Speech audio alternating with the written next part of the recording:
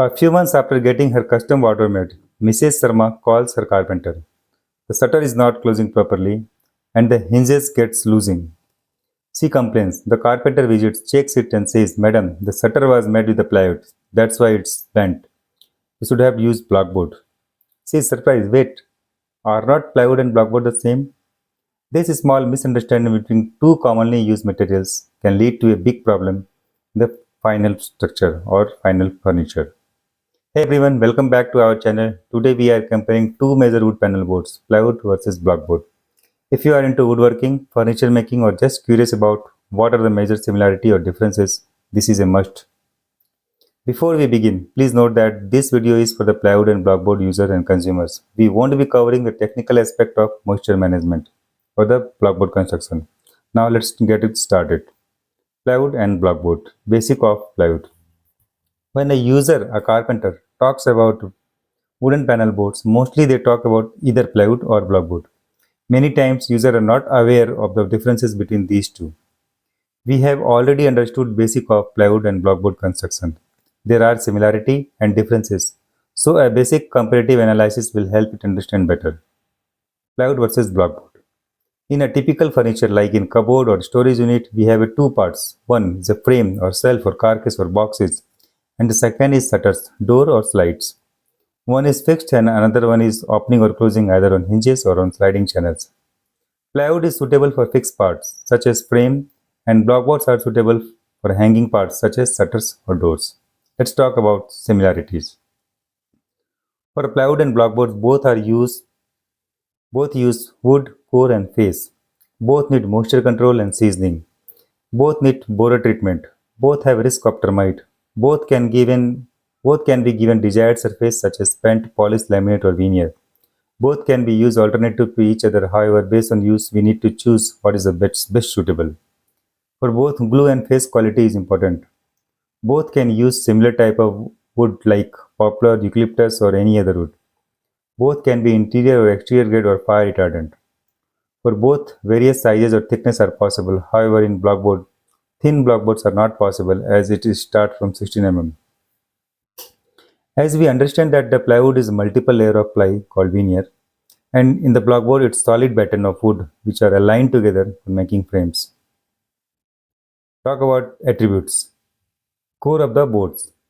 In core of the boards or plywood, there are thin layers of ply veneer joined together to get desired thickness. These layers are known as a core veneer, whereas in case of blockboard, there are solid wood pieces known as batten or strips joined together to make a frame. Thickness of this batten will determine final thickness of the boards. Strength of the board. In case of plywood, as there are layers of plywood which are joined together as long panel or vertical along the grains of the wood and short panels or horizontal against the grain of the wood, it acquires better strength. We know that plywood can be break easily along the grains but not against the grains. So plywood get better strength when we use cores in both the direction alternatively. On the other side, strength of the blockboard is lesser because these wooden batten are cut only into one direction. Bending. As these plywood cores are thin, typically in thickness of 1 mm to 2 mm each, these have bending tendency. Even though these are joined together, still due to nature of multiple thin veneers, there is always a bending tendency. Whereas in case of blockboards, there is a less bending tendency. That is another reason for frame using plywood and door using blockboard. Frame is fixed structure, but doors are hanging, so bending issues need to be addressed. Further, frame need better load bearing, so its plywood is suitable.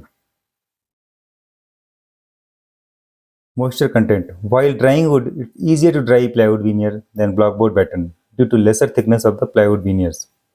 Borer risk. In plywood, as we treat each core against borer, deep penetration is possible, but in case of blockboard, there is risk of borer because thick wood batten, deep penetration is not possible. Waterproofing. Here again the plywood is the winner. Waterproofing glue is applied in each core and moisture level is optimized, but that risk is more in blockboard and moisture level in blockboard is typically higher. Calibration. Since plywood are thin layers which are pressed together, higher calibration level is possible, but as we use solid wood pieces in blockboard, it's difficult to get similar level of surface finish. Core gaps. Core gaps in plywood can be minimized by stitching core one or by using larger core. But in blockboards, there are higher risk of gaps between batten vertically and side by side.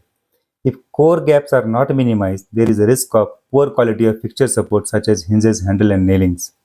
And this risk is more in blockboard than in plywood. Simple reason, there are multiple layers in plywood. So if there is a gap in one layer, other layer will be solid. But if there is gap in blockboard frames, gap will across the thickness of the board. Density. Typical density or density or weight of the blockboard will be less than plywood because in plywood it's compressed wood while in joining cores together in press. We hope this video helped you understand the difference between plywood and blockboard and their uses. If you found this video useful, do not forget like the video, drop a comment with the questions or suggestions, share it with your fellow woodworking persons, subscribe and turn on notifications so you never miss any update.